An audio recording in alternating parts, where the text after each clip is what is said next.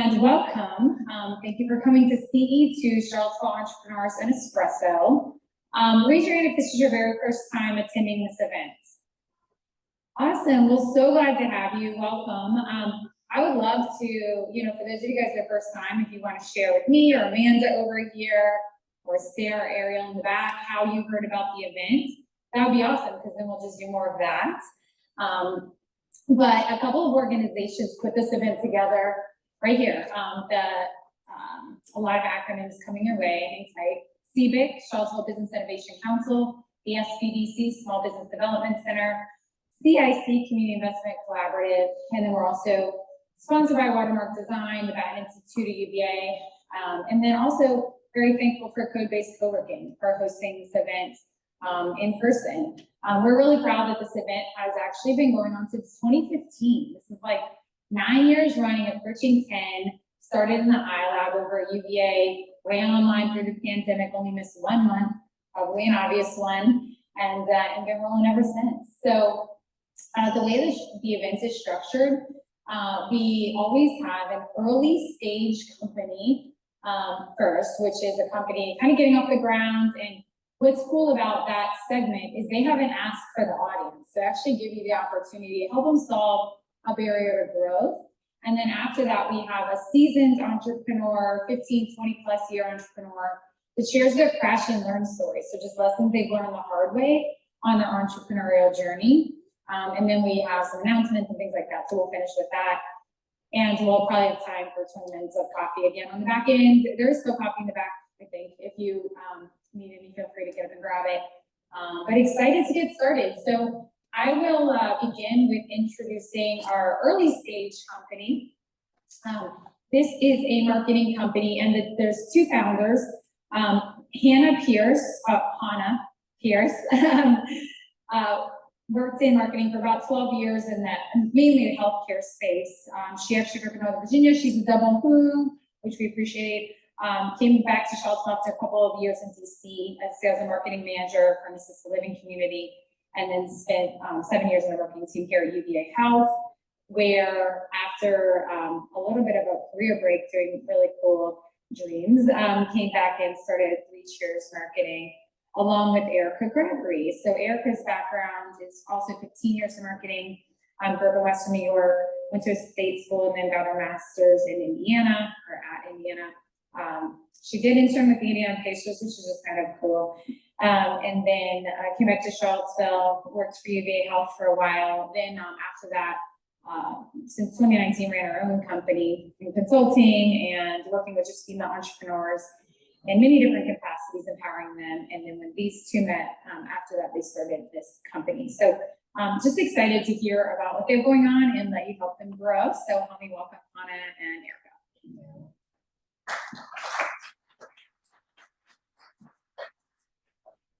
Thank you all. I've been in the audience for this for a long time, so to be up here is a fun twist for me. I'm Erica, this is Hannah. We're excited to introduce 3 Cheers Marketing, and our specific ask today is about a model that we are piloting, good call, piloting, and we would love your feedback. So we'll give you a little background on us, our business, and why we started, and then get into the specific business model. So yeah, just a little bit about me. My daughter is here, so full circle moment for me. She starts kindergarten tomorrow. So the day she was born, I decided I'm not going back to UVA. I want to be with my kids, and I was able to build a 6-figure business during that time, and so ran that consulting business for the better part of 5 years, and decided, oh, I have some space in my day. Both my kids are in school. I want to do something and build a brand here. And so Hannah is a longtime friend. We met at UVA, 10 years ago now. And after her sailing adventure, I pitched her an idea, and here we are a few months later. So yep, like a lot of what Hope and Erica said, but Hannah, 3 years, worked at UVA Health for about 7 years. And in my final couple years there, I was the brand manager, and just had some really great experiences there, but always in the back of my mind, I wanted to do something of my own that was more supportive of like small businesses, local businesses, and building a community. opportunity. Like Erica said, I took 6 months off and went on a sailing trip with my husband and came back and just was like getting my feet back under me this spring, and Erica came to me with perfect idea at the perfect time. So thrilled to be here. I've attended a few of these over the course of a couple of years, and we're just excited to get to share with you. So, Three Cheers Marketing is a boutique, full-service marketing firm. We're offering services to businesses, small, mid-sized businesses, such as branding, content creation, digital advertising, social media management, strategic planning, all of the works. Three Cheers comes from our want to celebrate your brand. A lot of marketing companies are coming from a more analytical, data-driven side of things, which is great. We do have obviously that capability, but our forte and our love of marketing comes in telling stories about your brand. Everybody in here, if you're a business owner, has a reason why you started your business and why you started that specific business. And I think it's really important to humanize that, especially in the world, in the days of content marketing and cutting through all the noise and really connecting with your people. That's something that we are really passionate about, and we have a lot of experience in. When I was at UVA Health, I was the video producer there. I worked with Paladin and other Paladin scared Chase is scared, so just other video production companies locally, and telling those brand stories and really saying that the focus is not about conversion, but more about brand awareness, because sometimes your business is playing the long game. Like UVA Health, you may not need cancer treatment today, but in the future it will be something that's top of mind because of the brand awareness. And so we really want to tell those stories and celebrate their stories. And so that's why we are Three Cheers. I think the only thing I would add is throughout the years, Erica and I have also experienced not everybody has a strong understanding of its strategy. And I think that's a really important element of any business, and especially marketing. And so we've definitely realized that is potentially a little bit of a gap in the market, to have someone really be a partner with you and strategize and do not only short-term storytelling, like Erica said, really that long game planning for the future. And so we're really excited to be that partner and get to cheer you on along the way. And Erica said, we do have a lot of analytical infrastructure as well. So I don't want to make it sound like we don't have that knowledge or resources to have the metrics and the reports every month, but it's just that we really want people to feel excited about what they're doing and empowered to really share that with everyone. So through my years as a consultant and business coach, I was working with a lot of small businesses, solopreneurs, who may not have the capital or the cash flow to outsource their marketing. And although we do offer those services, we wanted to stay in offer services and offer support for those people who are like me, who was just a one-man band, was working and making money, but didn't have the $3,000-4,000 to outsource and just give it away. Also, those people who really are wanting to a say or more knowledge in how their marketing is running in-house currently. And that's where we came up with the idea of this marketing mentorship membership. And so I'll have Hannah explain kind of the ins and outs of that, but I wanted you to just have an idea of why this really means something, because these solopreneurs, are doing everything. They're running their books, they're running their social media. They know they need the marketing, but maybe they just don't know exactly what the best strategy is. Posting on Instagram isn't a strategy. So we are here to help educate and help implement those strategies for these people who are in that type of demographic of business. Yeah, exactly. I think we've seen, and people we've spoken to since we started the business, there's a lot of desire, right, to market, to get out there and reach their audience. But you either have, like I said, two camps. You have the people who want to keep doing the marketing themselves because they enjoy it, or they want to learn more about it because it's something they foresee they're closest to their business or their product. So they have a hard time watching, kind of letting that go. We don't want to pressure anyone into doing that.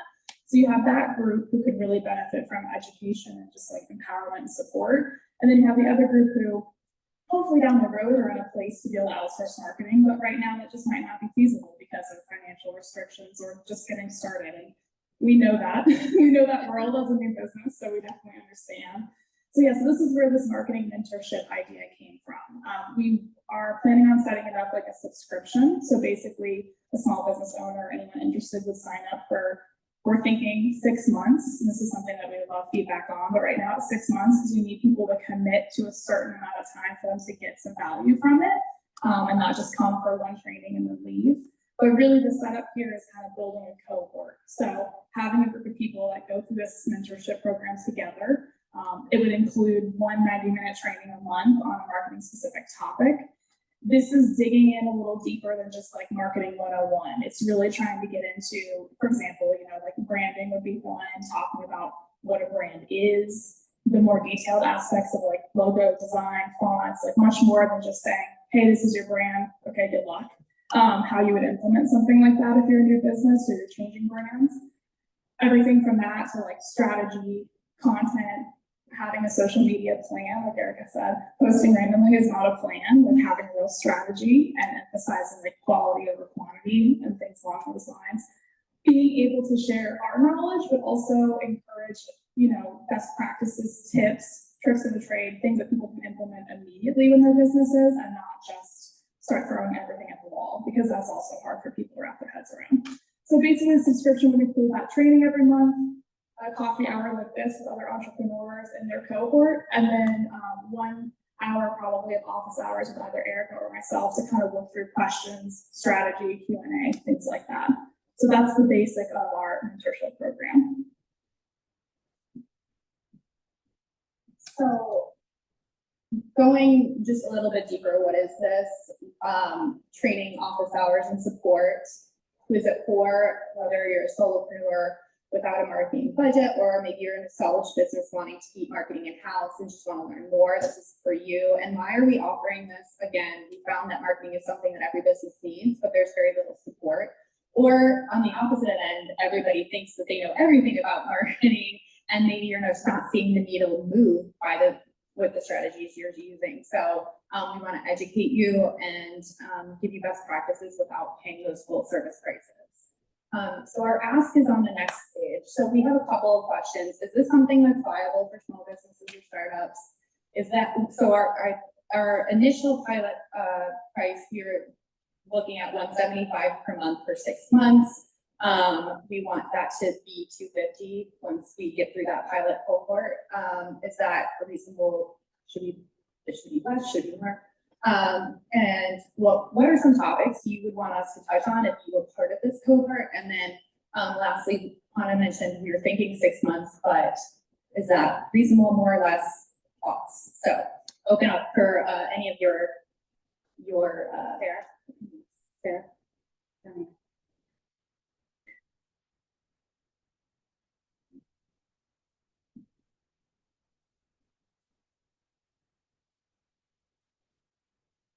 Hello. I will hold it over here. All right. The pricing is really attractive. I'll definitely say that. A couple of questions I would have for you, and you might not have the answer, but it's something you want to think about, is if it's just the two of you, what is your capacity as far as like number of subscriptions? And I would also ask, why entrepreneur only? And the reason I ask that is because I understand solopreneurs have their struggles and everything that they go with, but so do the entrepreneurs that are in a more seasoned space where they've had to deal with a lot of failed engagements, outsourcing their marketing, and now they've tried to insource it, and maybe they have somebody in their business that is in charge of that marketing. And so since you guys are experts at that, why not some type of program that would support other marketing professionals or people that are interested in getting into marketing itself? Because there'd be lots of brainstorming capability and activity between you guys. And at $175 a month price point, I could see a lot of seasoned entrepreneurs being very interested in bringing in their staff who they have in charge of marketing to work with you all. I love that idea. That's a great idea. I've not thought of, so. No, it's a great point. I think we had talked about trying to not be too niche, right? And so I think you nailed it, like how do we market to broader than just small business owners, entrepreneurs? Thank you for that, that's really helpful.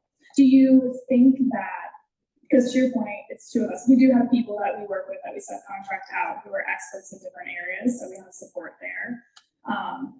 But, you know, with our goal of trying to raise it up a little bit to like 250, do you think that's still, I mean, to us, it seems reasonable, is that still attractive to a small business owner?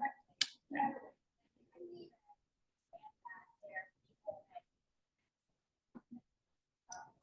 All right, thank you. Thank you.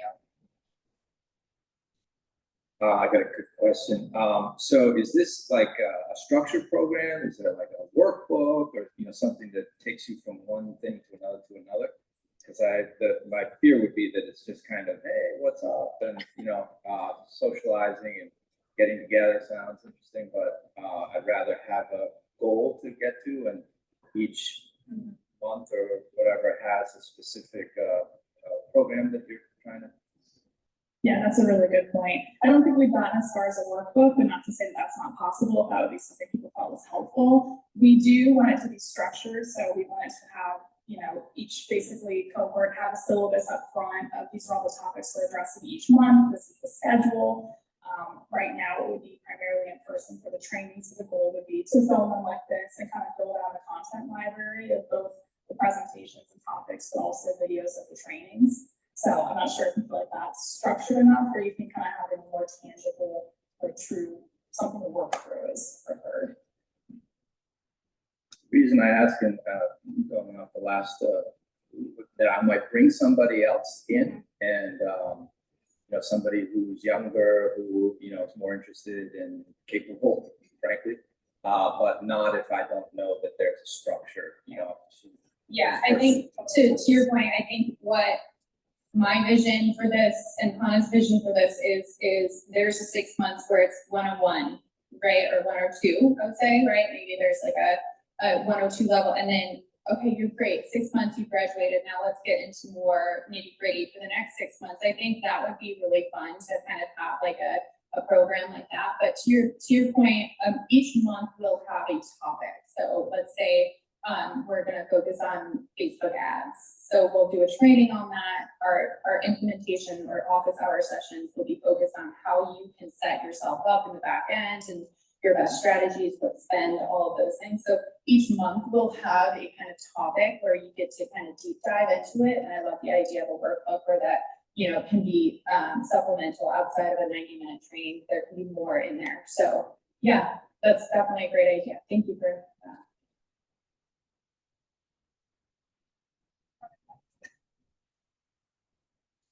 So I love the model because I'm even trying to think about a way to do this similarly for myself, not in the marketing domain. Yeah. But what I'm going to riff on his question. It's pretty much on the same bent. I tried to set myself up just a landing page in ConvertKit and start moving through a pipeline just to begin.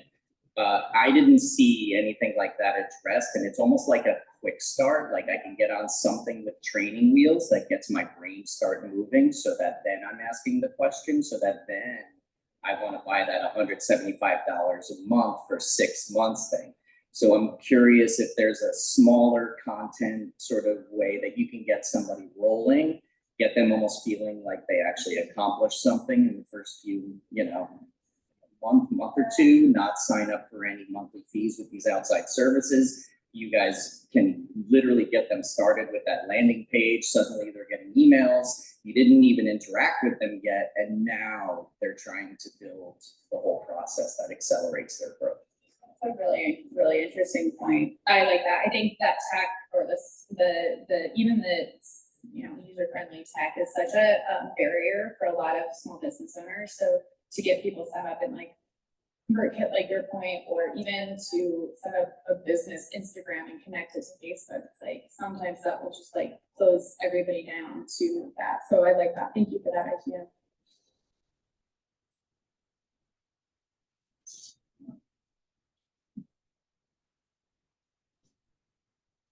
Hey, good morning. Kind of on line with what he was saying.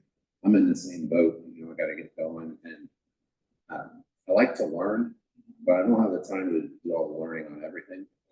And so how can you make sure that it's not theoretical and it actually come out of the backside with something done every time you have one of these meetings or, interaction? But to me, I'm just, how do I get it done? Yeah, I think that's where the office hours come in, where, you know, if our topic this month is email marketing and you don't even have your convert kit or your constant contact form landing pages set up, that hour, 2 hours that we sit down in office hours is meant to walk you through that. And, you know, we can screen record it so that you can, you know, do it again. But that's very important because I think a lot of business, coaching, consulting that the world that I've been in is very up here. And then you're left to do the tactical things on your own. And that, like to my point earlier, is a huge barrier for people. It's frustrating. And then you just don't ever get to it. So yes, that is absolutely one of the key points of this program, is to just get you through those basic setup things so that you can focus on growing your business and all the other things work for you. Okay, great, thanks.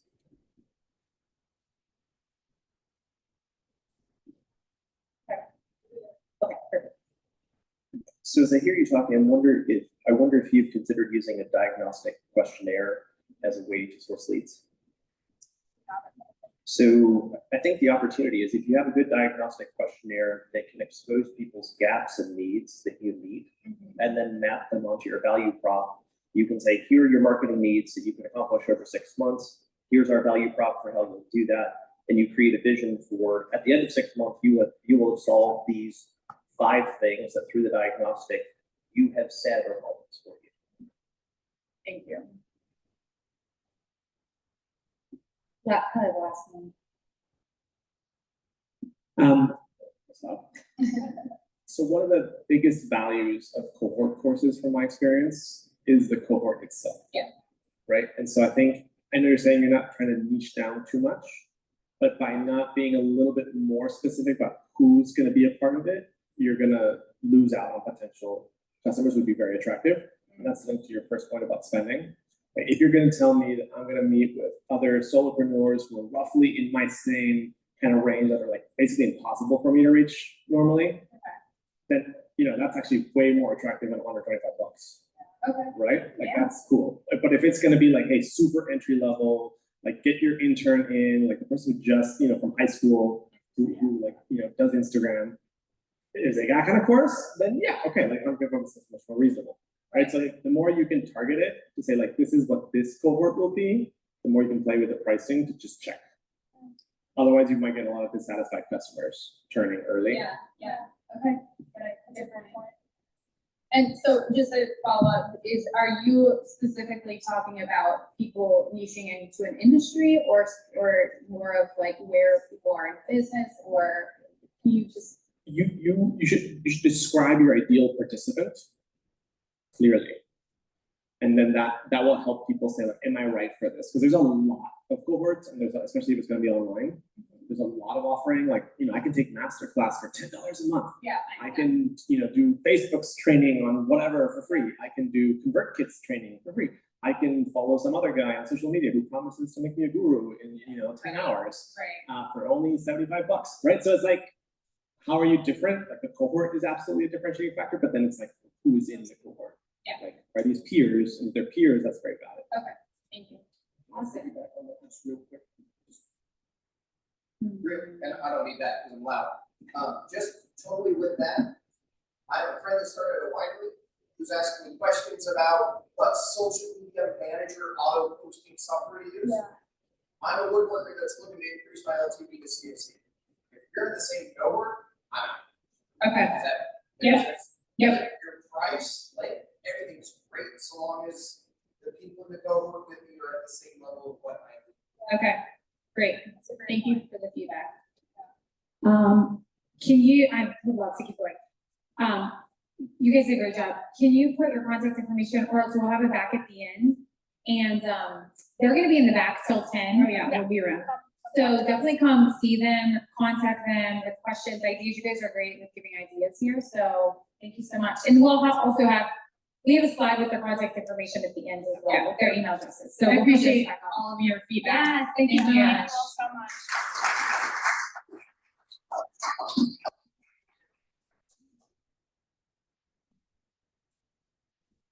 All right. Well, thank you, ladies, and definitely excited to transition. It's always hard to cut it off, but transition into our crash and learn speaker.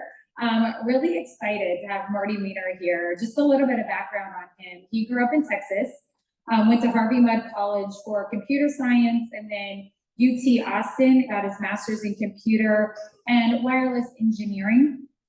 He worked for about 10 years after college in computer science and software engineering before becoming a founding engineer at Pinterest, where he was responsible for engineering, development, and software architecture, strategy, execution, and really responsible for scaling that site from hundreds of users to literally tens of millions plus. So pretty awesome accomplishment there. And then from there, he was the first CTO of Reddit, which is a world-class engineering building a world-class engineering team, and he was part of a world-class engineering team, ensuring the site could handle the 500 plus million people that visited every month. He is now an advisor to many awesome startups like Revo, Code Zero, IdeaFlow, Degreed, Fermata Energy, and our beloved Luminoa here in Charlottesville as well. He has probably tried many times to retire with fail, and has a new startup that he's working on. And he is married with 3 kids living here in Charlottesville. He has built 3 full-size droids, and is just really excited to hear about his journey as an entrepreneur and really lessons he's learned the hard way. We call this crash and learn, not crash and burn. Okay, so I'm really excited to hear from Marty. So give me a hand.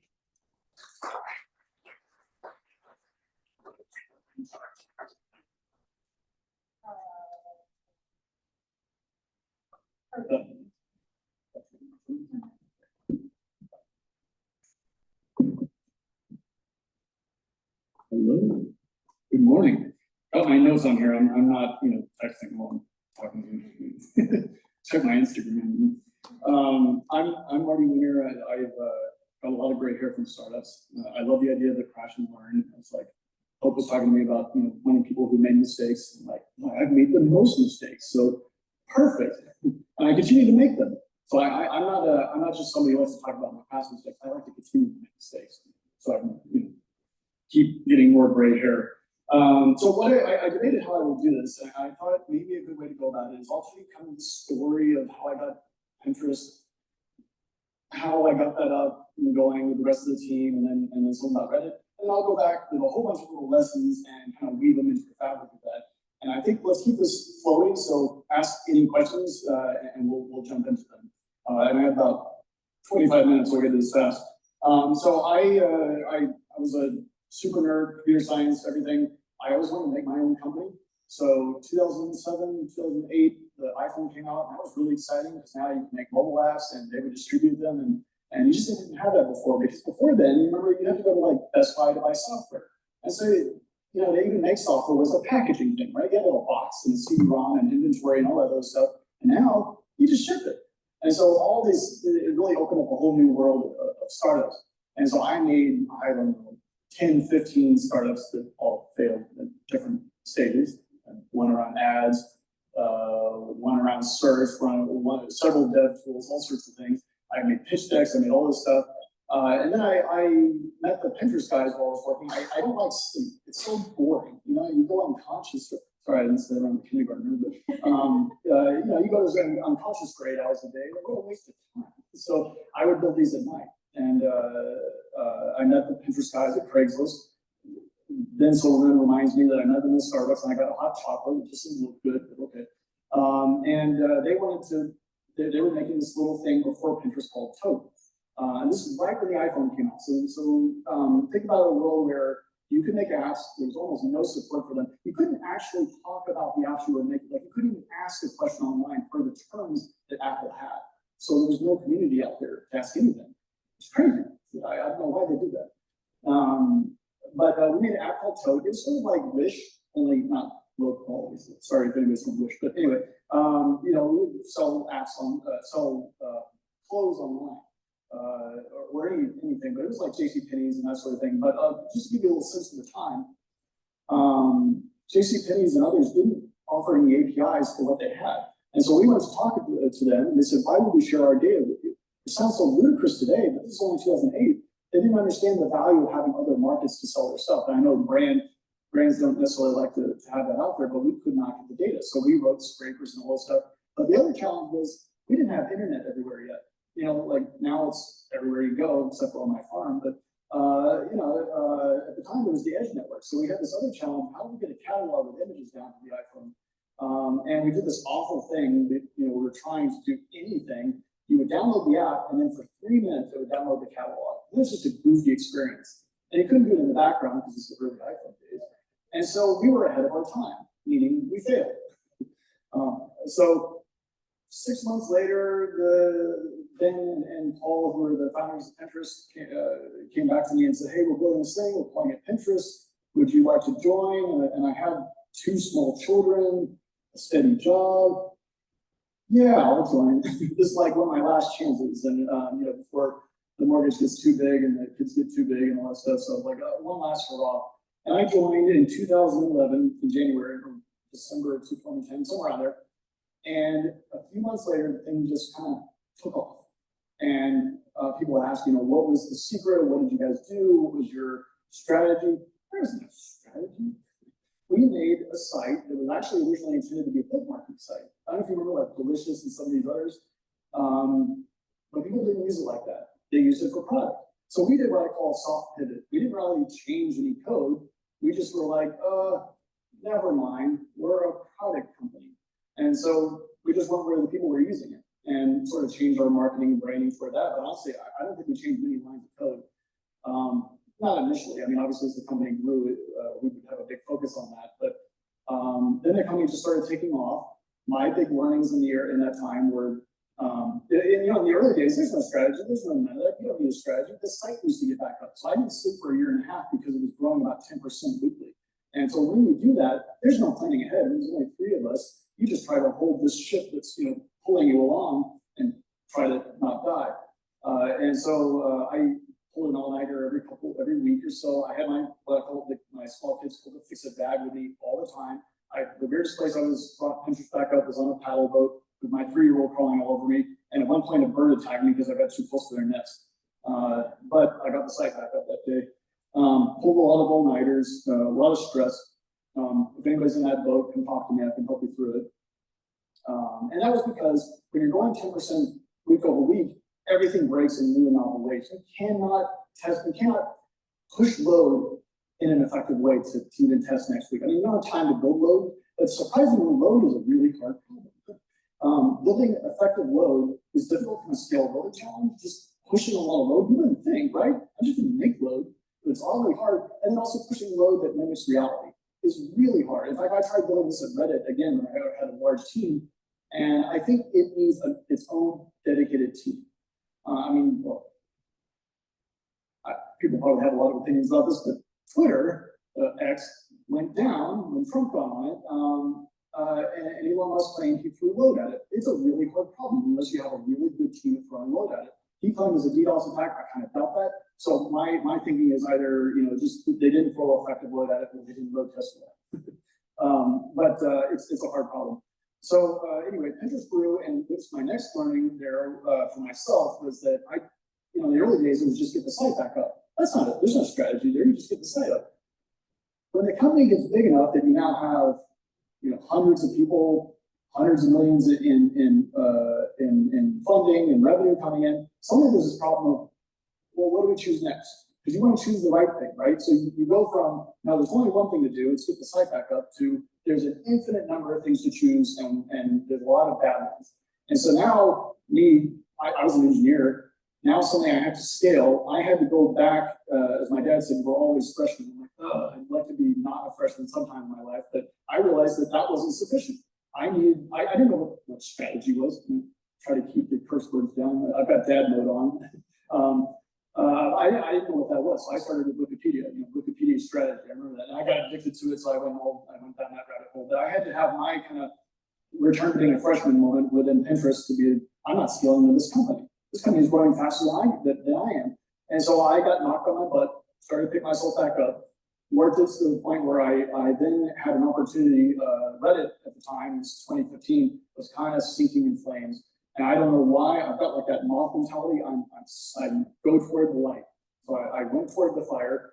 I knew Alexis Ohanian through a few connections, and I had lunch with them, and I said, hey, you guys need a technical leader? And he's like, yeah, let's talk. So I started talking to them, talked to Ellen Powell, the current CEO there.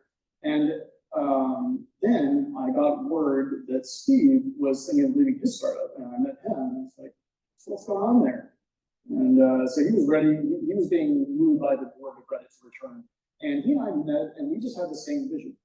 Reddit has been run kind of funny for many years. It was all my kind asked, didn't really know what to do with it. They had spun it out.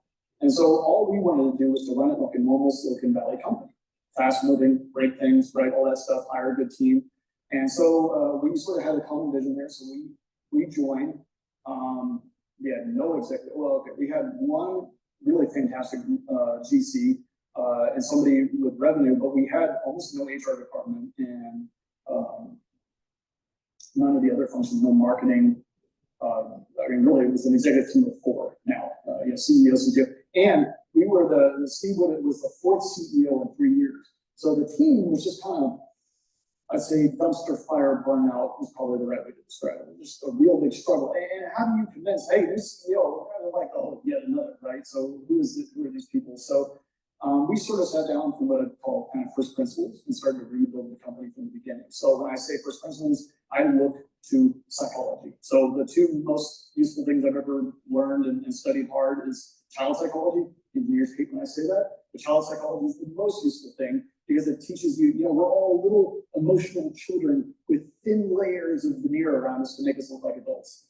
And so child psychology is fantastic for that because we're all emotional little balls. And so child psychology teaches you things like active listening, which instantly they use for things like hostage negotiation and things like that, but it teaches you those exercises. And that leads you actually into marital psychology, which I love because it really goes into communication because marital psychology is a place where you've got 2 people with equal power and you have to make it work. And there's only really one spot in a whole company like that. It's with the founders, equal power, and you have to make it work. Everywhere else in the company, you have a hierarchy and you can resolve that way.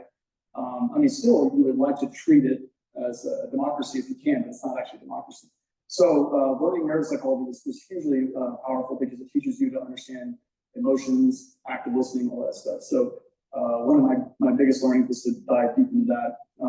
So the first bit of Reddit was hiring a big executive team, and that kind of gets me to one of my first little tips, which is about the people. So we hired a great executive team, and I don't know how, we kind of got lucky there. We got some really excellent people.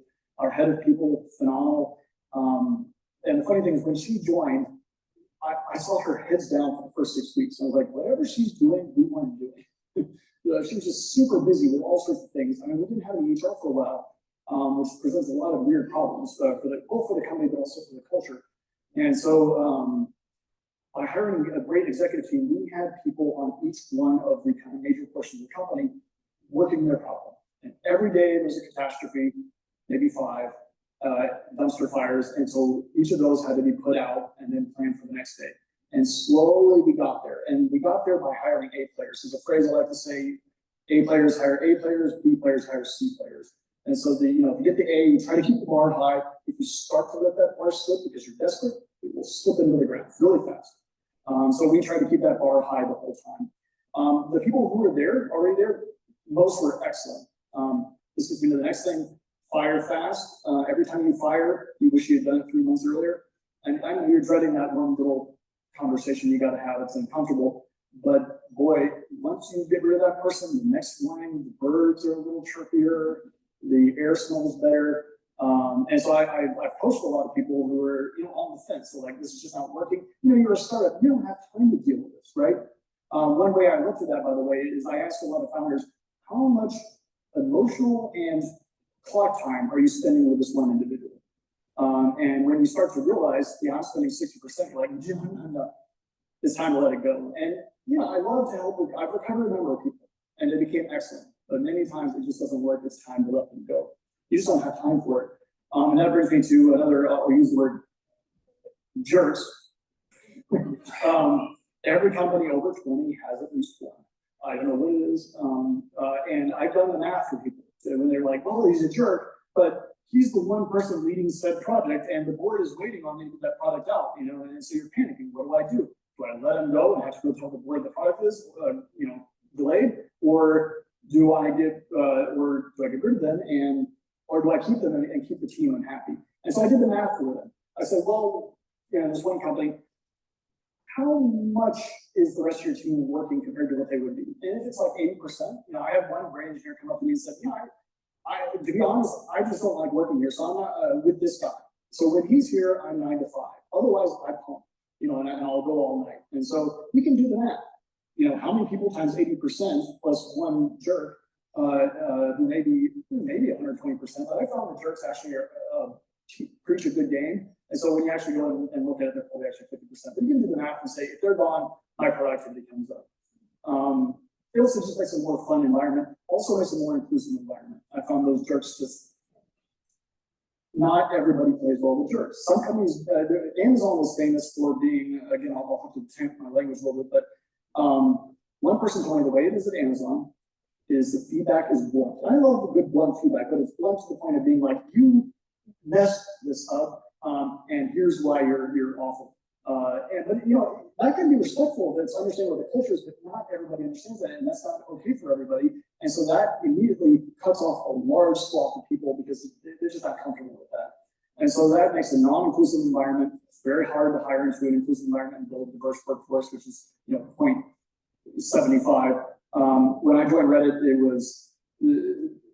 there was not a lot of women because it was not a very hospitable place to women. So we wanted to have, Reddit. I tell everybody, this is a product that's global. You have to have a diverse workforce, otherwise you will not build one to your entire audience. So age, gender, culture, everything. And so we had nobody over probably 40. We had very few women, mostly white guys. And so that presents a couple problems. First, you have to make the house inclusive. So we worked really hard on that, making it a place where you feel comfortable to work, no matter who you are. But then it's really hard if you're a bunch of white guys to hire women. They look at this and like, I'm not doing that. So we started working on our interview rounds to make sure that they were looking for behaviors. So we said tech is 50%. The other tech is, the other 50% is culture. And we had some excellent technical people. One guy, I was like, this guy would save my butt. He was a jerk. And so, no, I couldn't hire him. This leads me to the next learning is you have to drive the culture. If you don't drive it, it will drive itself. And so I came up with a model. Let's see if this works.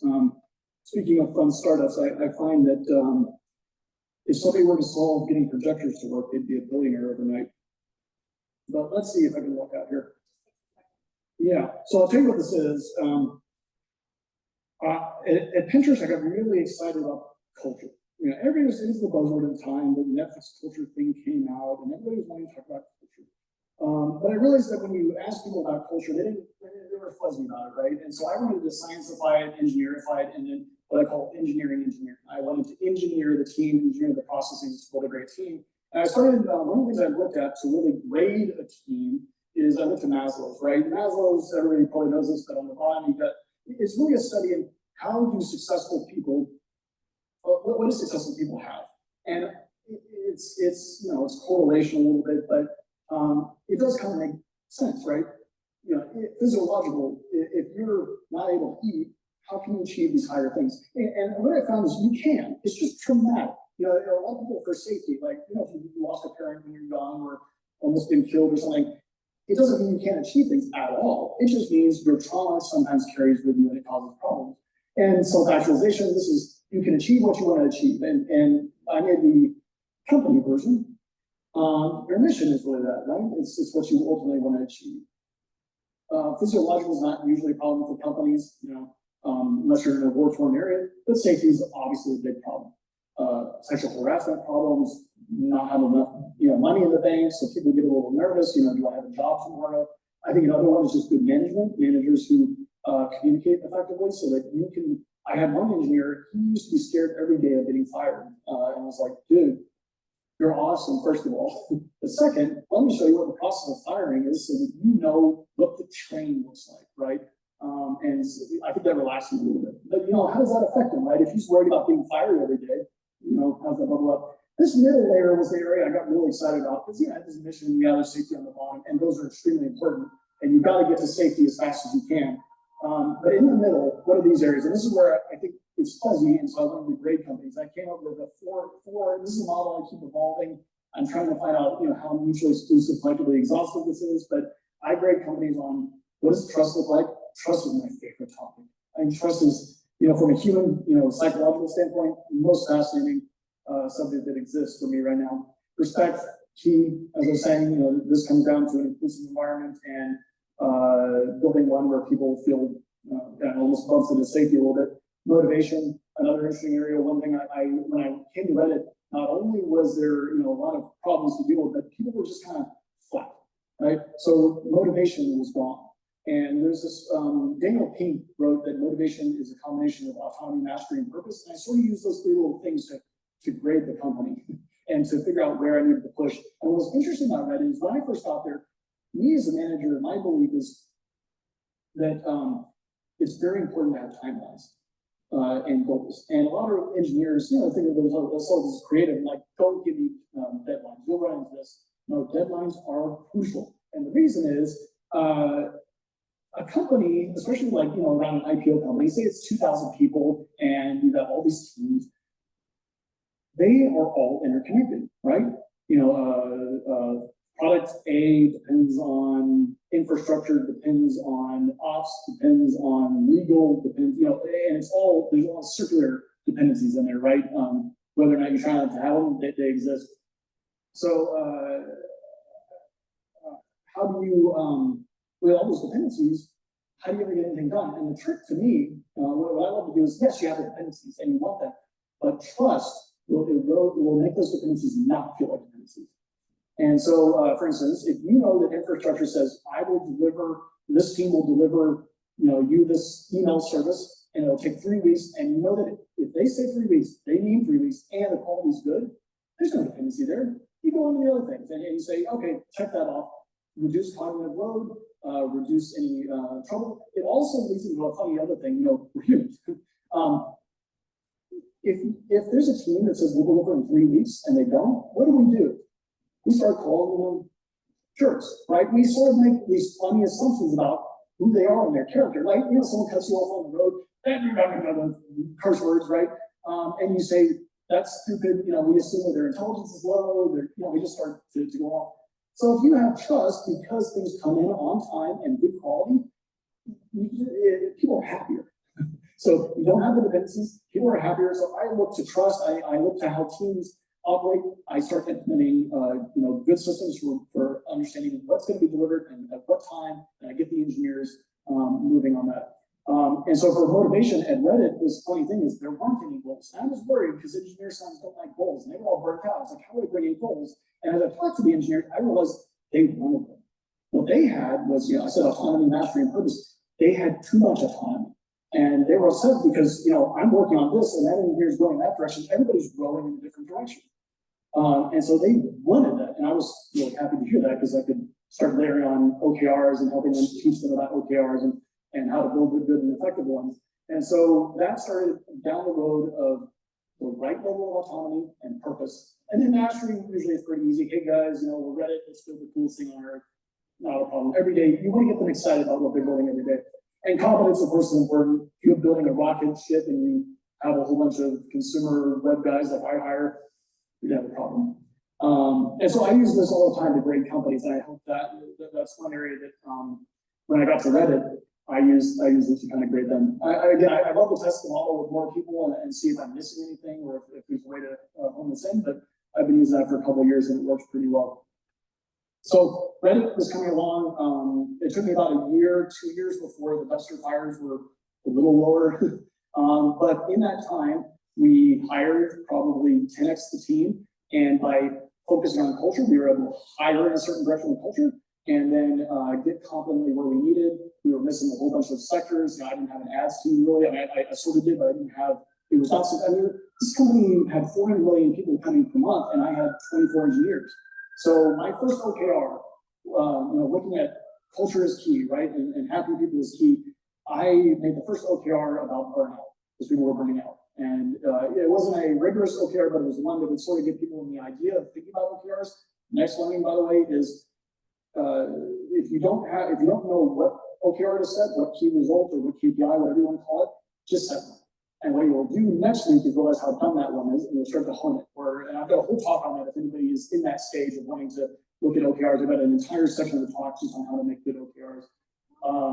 But my first OKR was stop the burnout, and the key result for that was time spent outside the office, and I did it with the infrastructure team. And that really helped to focus them in where to put their efforts so that they would stop burning out. And we made a whole on-call rotation and everything else. It also helped them in hiring. I think they were partly burnt out because they couldn't hire at Reddit. And once hiring started getting going, I think these guys relaxed a lot because they said, okay, progress is being made. Something is happening. They couldn't, when I joined, and again, language, I talked to the one recruiter and I said, how's it going? And he said, oh, I just got off the phone with the guy and he said, Reddit, F you. And so my first job as CTO was manage. It was not, CTO I usually think of as the lead of all the technical, right? But my first job was really management and brand.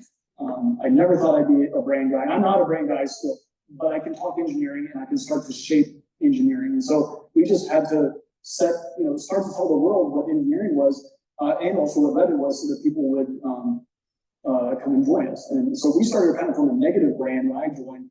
In 2015, it was an apocalypse and started to have to build up. The one good thing I had over Pinterest at Reddit was people knew about it. I think it's almost easier, you guys have to tell me if I'm crazy, but to go from a negative brand to a positive one than to go from nothing to something. And nothing, nobody cares. With something, at least they know who you are, and you can start to reshape the story. I don't know if that's crazy, but that's kind of what I learned. So Reddit, what are my notes here? So Reddit, we're running out of time. About 2 years in, I felt like things were starting to really flow, and we had a growing company, a happy company, and that came from focusing on making sure that trust was built out, building systems so that teams were pumping. I've got a whole talk on this if anybody's at this stage. I want to talk about inflection points, so that, especially with advisors, you get to a spot where you trigger in your brain, boy, I'm at that spot Marty was talking about, and things are hitting the fan. 40 is a really interesting one, because usually by that time, whatever systems you had, they are breaking, right? Because as a founder, you can't hire managers unless you have experience leading a 500-person team. You got nobody, and you can't hire managers because managers grade themselves on a number of reports. So you can't hire someone from Google who has 200 reports and say, how about 3? Want to take a bet? You want to take a risk? They don't want to do it. And so at Pinterest, we couldn't hire VP of engineering that had too much experience for a long time. And so that was its own crazy challenge. So 40 is about where you start to see all that break down. 80 is a funny stage. I swear at 80, you're trying to hire, but I think what's happening is you stagnate. And it's partly because people are now leaving, because you've got people who were early stage and they're like, what is this company? Now we have marketing. This is not what I signed up for. And like, yeah, that is what you signed up for actually, but this is not your comfort zone, right? And so some people are starting to leave, some people, and then you got people hiring, but it sticks there for a while. And it's really frustrating. Around 100. So is always the worst time at every company. And I think it's because you're bumping into Dunbar's number. If you think about Dunbar's numbers, around 140 people is about the max relationships we can have. Well, you got about 5 at home, right?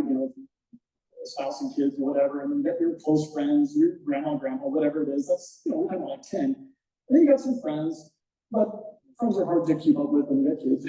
And then you got the people at work. And now they've kind of filled your quota. So that used to be Bob, and now he's marketing. And it's just uncomfortable, right? And so people are frustrated. If you don't have all these systems in place I'm talking about, communications are awful. Like, One time, I remember, looking back and thinking how awful it was, we had this, what you're trying to achieve is everybody needs to know what's going on, right?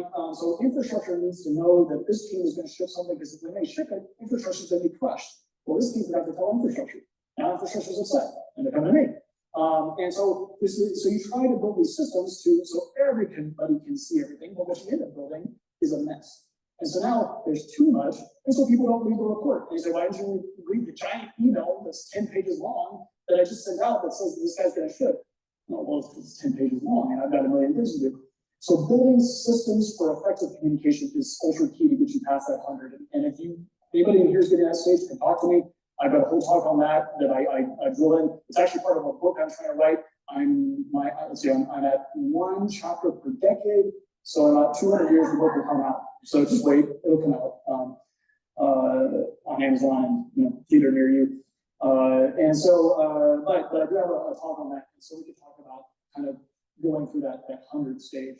So that's the next inflection point. After that, I'd say usually the sailing starts to go smoother from there, and that's because you get past that, you can start to hire people that are of the next level up. Before then, it's just hard. Nobody knows who you are, right? Back to brand. Nobody knows Pinterest. Oh, my girlfriend is, and she's up till 11 every night. Like, use that as a hint to you that this might be a good place to be. But people would not get that through their head. So anyway, that got me through up to Reddit, got up to about 800 people. I kind of burnt out and needed to take some time with family, so I did. Came back to the best job I ever had. I actually went back to Reddit in the office of CTO. I was no longer running things, and I just had so much fun for about another year. And then I retired out, and now I'm de-tiring myself. I'm trying not to start a startup, but it's starting. But it is a lot of fun. I got to do some stuff. Otherwise I'll go crazy. But and starting another startup, hopefully with all new mistakes, but I'm hoping I can use some of these learnings that I've gotten so I don't make them all over again. Are there any questions? I think I'm out of time. Yeah, I wanted to open up to questions. Yeah, So thank you so much, Marty. That was phenomenal. You can give me hands, and then we'll take a couple of questions, and I know Marty will be here after too. All right, so your story is very based in Silicon Valley, and I'm curious what you think is possible to create outside of Silicon Valley. Like, what's a lot of the problem statements you have almost seem like you're based in a world of A players, and that's just not the reality. So I'm curious how you reframe for, let's say you want to build a startup with as much potential as possible here. So I've been thinking about the problem for a bit, and I'm still pondering on it. But I think there's two things that make Silicon Valley so successful. Well, three things. One's the weather, but pair that with the price of houses. But kind of two things, and let's see if I get them out of my brain before they leave. One is, supply and demand, right, with hiring. Usually the demand outweighs the supply, but the difference in Silicon Valley is the quantity of the supply and demand. It is just rapid. So when you stick out your net and you start to hire, there's just so much flow through, and you can try to poach people out. I find in other areas, one of the things you run into is you got to get somebody who's happy in their company to convince them to come out. And so that's a very different discussion. I think that's really hard. Now, funny, I think the pandemic has really changed that calculus. Now you have access to excellent talent all over the world, which does two things. First, it increases it basically makes all of the talent in Silicon Valley available too. Like I've advised companies all over the world to hire talent out of Silicon Valley. And so you get that talent plus talent all over the world, including, I was one company I want to work with, I haven't yet, they're called Rocket Power, and they bring talent out of South America, and they act as the employer on record, and they bring it up to you. And so now you get excellent talent that maybe you couldn't get for whatever reason, visas, or they just like where they are, a million reasons. And even cooler, it makes it a hell of a lot easier to build a diverse workforce. Like you get someone from South America, I have no perspective on life in South America, so you get that just by the nature of hiring through them. So I'm kind of wondering if that sort of solves the problem. Now, a local team, I still find difficult in a lot of places just because of that flow. I think the second thing that's big in Silicon Valley, and I've tried to make elsewhere and try to get going, but it's a slow progress, is Silicon Valley VC is just phenomenal for startups in the way that they sort of don't ask a lot of questions. what was Elizabeth Holmes, cough, but we have a few black eyes, right? There's another called the Juicero. You gotta go look it up on YouTube. Juicero unboxing. It is hilarious because it is a beautifully engineered product that should have never existed. It is a juice machine, sort of like Keurig, but for juice. And I remember when it first came out, one of the investors was like, so it squeezes the packet. Crap. So all my money gone, right? I was an investor. I just think it's an example of when engineers like me are let go a little too fast without, purpose and, too much autonomy. But the VC there is great for the reason that there's a lot of it. They give a lot of autonomy to the founders, which I believe is the right thing to do. I've actually told some founders who are 20 who are asking me, what do you think of my idea? Like, I can advise you on how to build a company. I can advise you how to make the tech scale. I don't want to say anything about your idea because I don't know how many great ideas I would have missed. Snapchat, what? It's chat plus it goes away in 5 minutes? Nah, number one giant $10 billion company. And so I kind of don't want to get in the way there. As an investor, I look to the founders to see, are these people who are going to go to bat for this, no matter what it is, they're going to hit it 100 times, but this guy or this gal, they're going to get something, right? And so I'm betting on the people, not the idea. The idea is usually, Pinterest for video, but then it turns into something big, right? So that autonomy is great, but then also the terms of Silicon Valley are excellent. So I've been, they just don't take as much percentage as I found they've taken Austin and East Coast and all that. And they also don't ask dumb questions. I keep seeing, why would an angel investor care about my exit? I don't have a financial statement. I'm building in my garage. And so, they ask the right questions, I feel, at the right time, and so it just lets you go.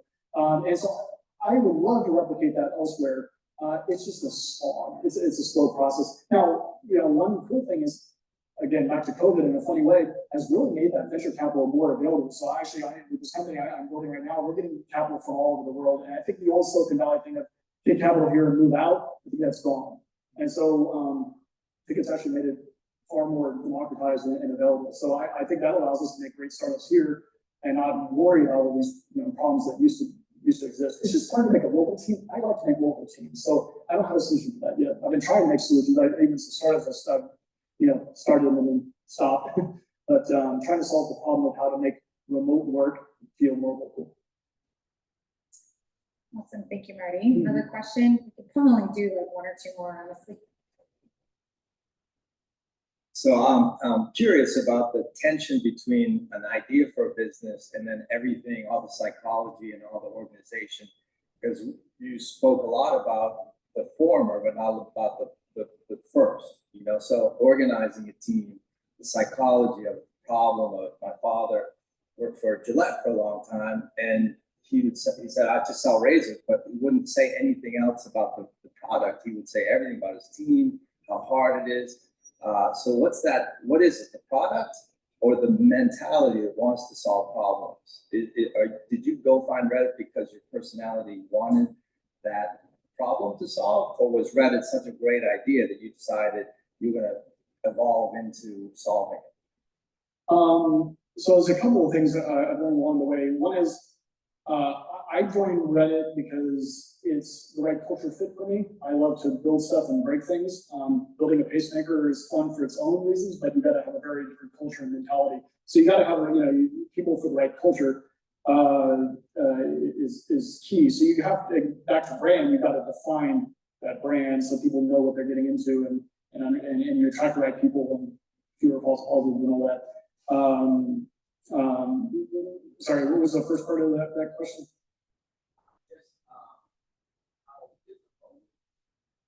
Oh, okay.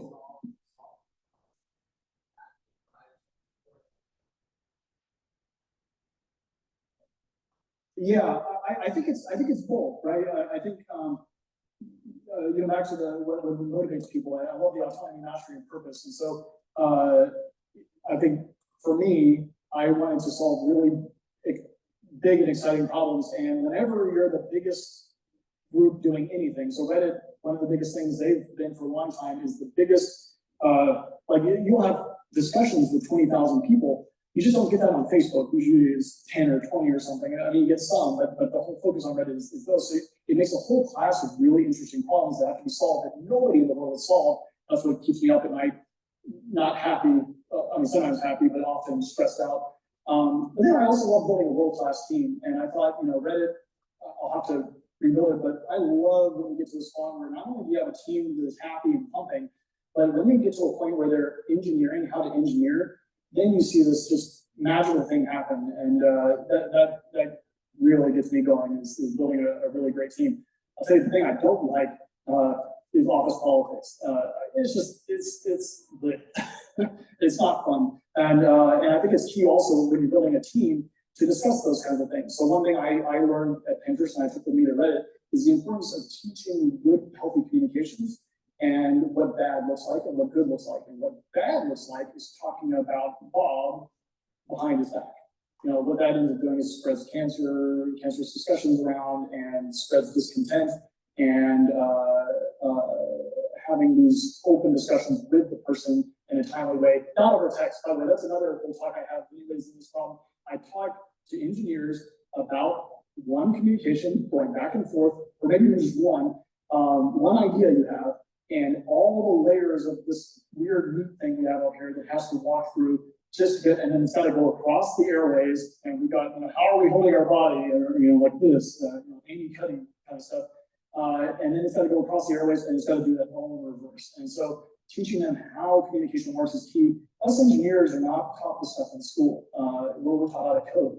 And so there's this massive missing gap on how to interact with humans. But that's what the difference between an engineer who can make a database and an engineer who can lead a team is. And in fact, we work that into the levels at Reddit and at Pinterest, which is to say, if you're an excellent engineer who can build the most complicated stuff, go away for a week and come back with a solution, but you cannot lead others and communicate your ideas, you can get up to a certain level, but beyond that, you have to really show leadership. And we call those, like 10Xers, the kind of person that comes into a team and you've got 10 people who all rise 10X and almost behave like an extension of this one person. And that's how you go above and beyond and build a really great team. All right, long-winded question for a huge topic. Yeah. I'm sorry, everyone. Yeah, let's go back over here. We can talk more. Yeah, I'm gonna put Marty's contact information up. He's gonna be here till 10 for sure. And really grateful to have you in, Marty, for sure. So give him a hand. Thank you all.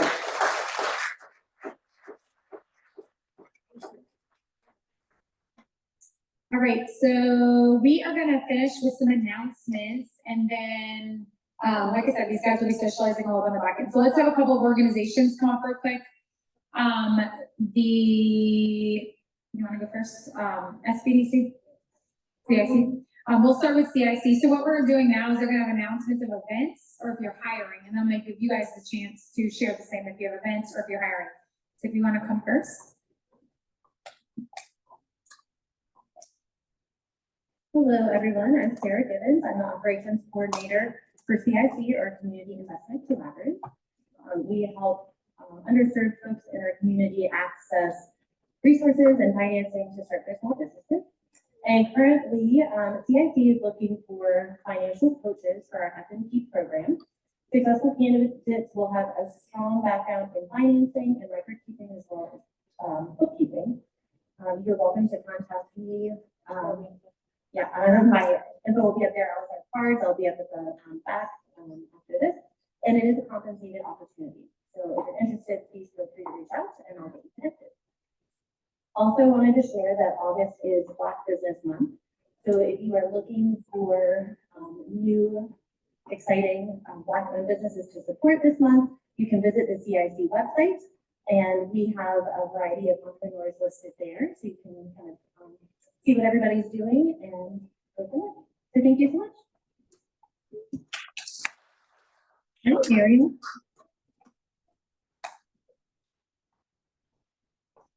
Hello, I'm Ariel. I am the Assistant Director of the Central Virginia Small Business Development Center. We are hosted by CIC. We offer free of charge business advising for small businesses and entrepreneurs at every stage, whether you are just starting out with a business idea, you're growing your business, you're looking to expand, go international, hiring. We have technical advisors that can help you with your record keeping. If you're seeking capital, help you with your business loans, projections. We have a couple of food experts. We have people who can help you with like Shopify and different e-commerce tools. So a wealth of knowledge that we have access to. We are connected to our state network. So there's lots of free training and events throughout the state that you can attend. And then some of our specialty programs, our International Business Development Program, our Craft Beverage Assistance Program, and our Innovation Commercialization Assistance Program, ICAP, to help early stage entrepreneurs see if their idea is viable. So if you have any questions, please talk to me. I'll be around, or send me an email for the meeting.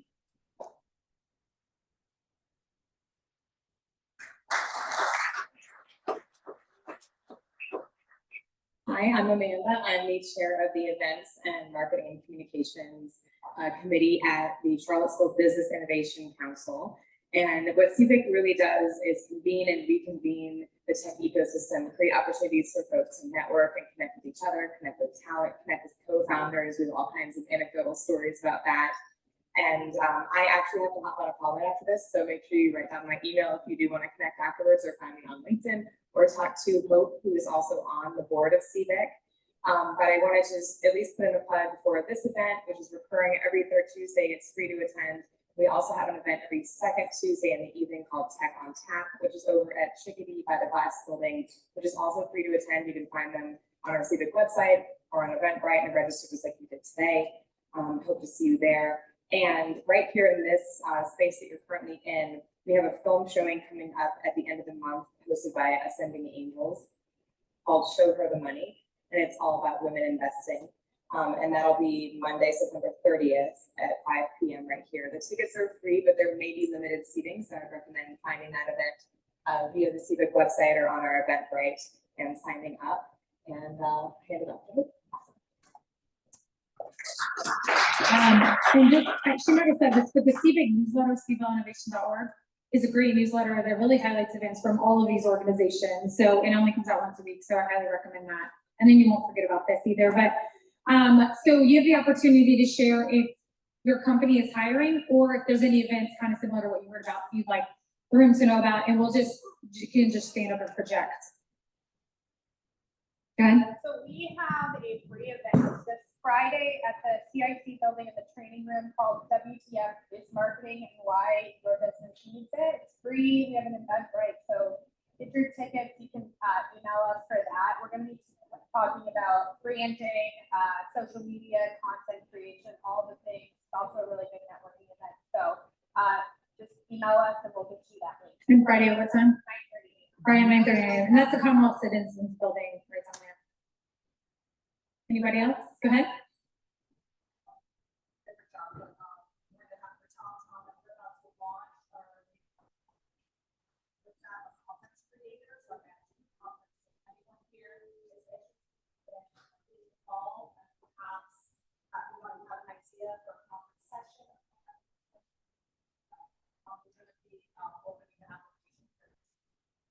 Awesome, thank you.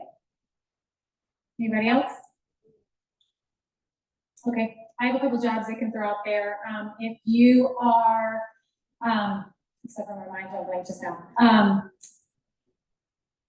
treasury, kind of a senior treasury analyst in the finance space, you can let me know. It's pretty specific, but and then a compliance. If you have any experience in compliance, like legal or financial or something like that, I have a heavily remote role, Virginia-based. So yeah, I'm on LinkedIn. That's probably the best way to reach me. And we will be in the room. Oh, so thank all of our partners. Thank you so much, Code-Based Coworking, for hosting us. If you'd like a tour of the building, I can try to hook that up. Just let me know and I'll get someone to give you a tour. And we will be back here the third Tuesday of September.